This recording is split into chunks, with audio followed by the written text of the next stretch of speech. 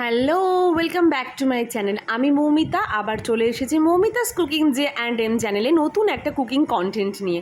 আজকে বানাবো দই চিংড়ি, ভীষণই টেস্টি একটা ডেলিশিয়াস রেসিপি। তো তোমরা অবশ্যই বাড়িতে ট্রাই করো। আমি শুরু করছি ভিডিওটা, খেতে কিন্তু জবরদস্ত ভালো হয়। তো চলো।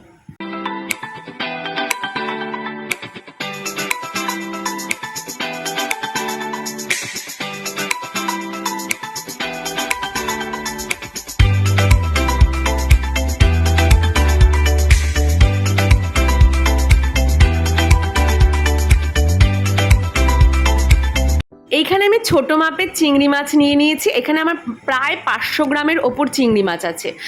বিশ্বাস করবে না, এই চিংড়ি মাছের রেসিপিটা এত ভালো হয়, এতগুলো চিংড়িও তোমার বাড়িতে কম পড়ে যাবে। মানে এটা খেতে এতটা লোভনীয় হয়। তোমরা বাড়িতে সকলেই ট্রাই করবে। তার আগে তোমরা ভিডিও শেষ অবধি থেকে তোমাদেরকে জানতে হবে যে কিভাবে বানাবো আমরা দই চিংড়ি। এটা যেমন খেতে ভালো হয় তেমনি দেখতেও ফাটাফাটি হয়। তো চলো, আমি এখানে চিংড়ি মাছ নিয়ে নিয়েছি। একদম খুব একটা বেশি, একদম পুচকি পুচকি নয়, তার থেকে একটু বড় ছোট চিংড়ি দিয়ে ভালো লাগে। তোমরা চাইলে এটা বড় চিংড়ি দিয়েও ট্রাই করতে পারবে। আমি একটুখানি পিঙ্ক সল্ট নিলাম, নুন দিয়ে এটা ভালো করে মাখিয়ে নেব। হলুদ এখানে ইউজ করব না, যাতে আমি এটা দই চিংড়ি বলে কোনো কালার আমি যাতে না হয়, তাই জন্য আমি এখানে কোনো হলুদ ইউজ করছি না। এবার প্যানের মধ্যে অল্প একটু রিফাইন তেল নিয়ে নিয়েছি। আমি এখানে কি রিফাইন তেল ইউজ করেছি? ডক্টর চয়েসের রিফাইন্ড অয়েলটা যতটা লাইট হয় ততটা বেশ হেলদি হয়। এটা খেলে তোমাদের গ্যাস অম্বলের প্রবলেম কখনোই হবে না, আর ভীষণই ভালো হয়। এতে তোমাদের ফ্যাটনেসও অনেক কম আসে। তো চলো, এবার আমি চিংড়ি মাছগুলোকে হালকা করে ভেজে নেব। বেশি করে চিংড়ি মাছ ভাজলে কিন্তু এটা রাবার হয়ে যাওয়ার সম্ভাবনা থাকে। একটুখানি শক্ত শক্ত রাবারি টাইপের হয়।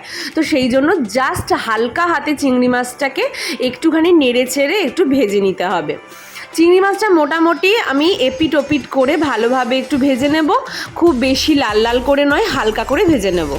সাথে আরেকটা কথা কিন্তু অবশ্যই মনে রাখতে হবে, চিংড়ি মাছ কিন্তু ভাজার সময় প্রচুর পরিমাণে জল ছাড়তে শুরু করে।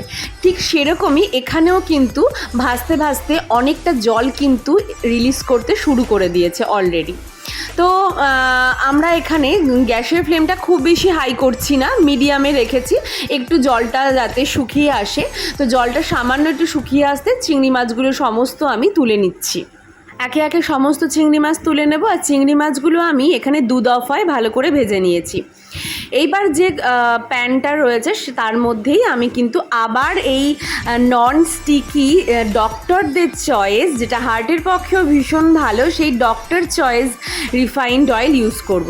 এর মধ্যে দিচ্ছি আমি আদা বাটা, রসুন বাটা আর পেঁয়াজ বাটা। এই সমস্ত দিচ্ছি খুবই কম পরিমাণে, মাত্র 3 টেবিল স্পুন মতো আমি এখানে ইউজ করেছি। 3 টেবিল স্পুন ইউজ করে এটাকে হালকা করে আমি কষিয়ে নিচ্ছি, যতক্ষণ না অবধি এর মধ্যে থেকে কাঁচা মশলার গন্ধটা চলে না যায়। ভালো করে এটাকে নেড়ে ছেড়ে কষিয়ে নেওয়ার পরে আমি এর মধ্যে বাড়িতে পেতে না রাখা টক দইটা আমি দিয়ে দেবো। আমি কিন্তু ঠিক এইভাবেই দেখো, কাচের গ্লাসে বা কাচের বাটিতে খুব সুন্দর করে আমি টক দইটা পেতে রাখি। তো তোমাদেরকে জানাচ্ছি যে এই টক দইটা তোমরা বাইরে থেকে কিনেও আনতে পারো, কিন্তু আমি এখানে ঘরের পেতে রাখা টক দই ইউজ করেছি। তো এখানে আমার মশলাটা ভালোভাবেই কষানো হয়ে গেছে। এবার আমি অবশ্যই টক দইটা ইউজ করব। তো মশলাটা কিন্তু অবশ্যই খুব ভালো করে কষাতে হবে, যাতে মশলা থেকে একটুও পরিমাণ কাঁচা গন্ধ না বেরোয়। আর তার সাথে বলে দিই আমি এখানে কি ইউজ করেছি। আমি এখানে একটুখানি পোস্ত আর সামান্য একটু সাদা সর্ষে বাটা আমি এখানে ইউজ করেছি। এটা পুরোপুরি অপশনাল, তোমরা পারলে নাও দিতে পারো, কিন্তু এটা দিলে এটা গ্রেভিটার থিকনেসটাও খুব ভালো আসে আর খেতেও খুব ভালো টেস্টি হয়। তোমরা চাইলে এই পেস্টটা আর শুধু দই দিয়েও বানাতে পারো, কিন্তু এটা আমি একটুখানি ডিফারেন্ট করার জন্য এখানে আমি এই পেস্টটা ব্যবহার করেছি। তাতে গ্রেভি স্ট্রাকচারটাও ভালো হয় আর টেস্টটাও খুব ভালো আসে। এরপর আমি বাড়িতে পাতা টক দইটা দিয়ে দিচ্ছি, সেটা আমি ফেটিয়ে নিয়েছিলাম। দিয়ে দেওয়ার পরে খুব ভালো করে আমি পুরো সমস্ত কিছু মিশিয়ে নিচ্ছি। মিশিয়ে নিয়ে খুব ভালোভাবে এটাকে আমি কষিয়ে নেব। মিডিয়াম হাই ফ্লেমেই এটা করে নেওয়াটা ভালো। এটা আমি ততক্ষণ অবধি কষাবো যতক্ষণ না অবধি এটা থেকে একটা মানে এটা যাতে ঝোলটা যতক্ষণ অবধি এটা ফুটে না আসে আর কি। তো ভালোভাবে কষিয়ে নিচ্ছি আর সমস্ত মশলা খুব ভালো করে মিশিয়ে নিয়েছি। দেখো এটা কিন্তু খুব ভালোভাবেই ফুটে এসেছে। এবার আমি এর মধ্যে গরম মশলা দিলাম। চিংড়ি মাছের যে কোনো রান্নায় কিন্তু গরম মশলা দিলে তাতে গন্ধটা খুব ভালো আসে। আর দই চিংড়ি বানালে কিন্তু অবশ্যই গরম মশলাটা দেবে। দিয়ে ভালো করে স্প্যাচুলার সাহায্যে সমস্তটা মিশিয়ে নিলাম যাতে কোনো লাম্পস না থাকে আর খুব ভালোভাবে এটা মিশে যায়।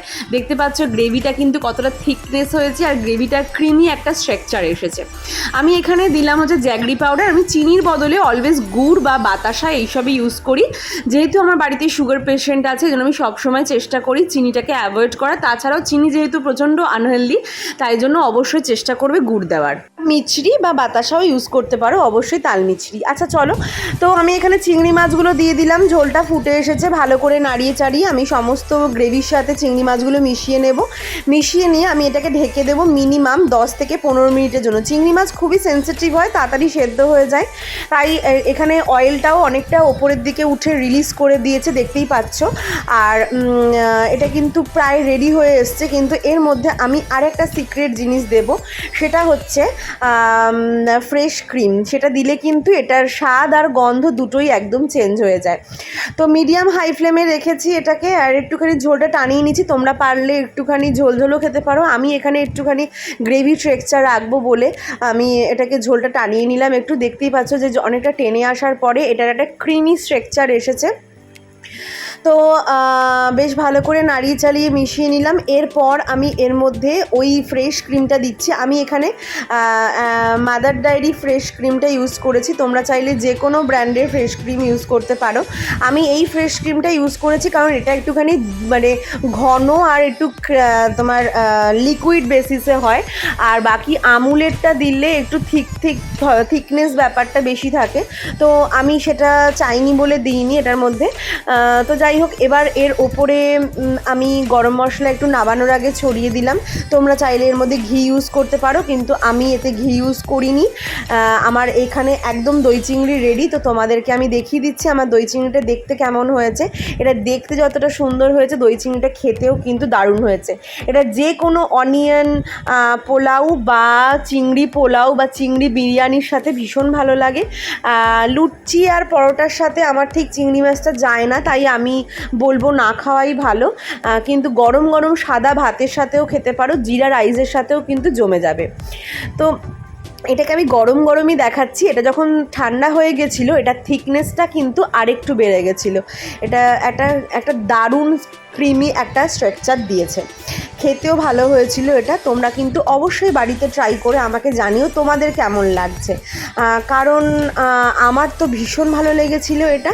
আর রেসিপিটা তোমাদের কেমন লেগেছে সেটাও জানাবে, আর টেস্টটা কেমন হয়েছে সেটাও আমাকে জানাবে। এতক্ষণ ধরে এত ধৈর্য ধরে দেখার জন্য অসংখ্য ধন্যবাদ। আবার আসবো নতুন নতুন ভিডিও নিয়ে তোমাদের কাছে। থ্যাংক ইউ সো মাচ আমাকে এত ভালোবাসা দেওয়ার জন্য। সকলে অনেক অনেক ভালো থাকবে। তোমাদের জন্য রইল আমার অনেক অনেক ভালোবাসা। আর চ্যানেলটা যারা এখনও সাবস্ক্রাইব করোনি তাদেরকে বলে রাখি আমার চ্যানেলটা সাবস্ক্রাইব করতে আর বেল আইকনে টিপতে একদম ভুলবে না। তো চলো, টাটা, বাই।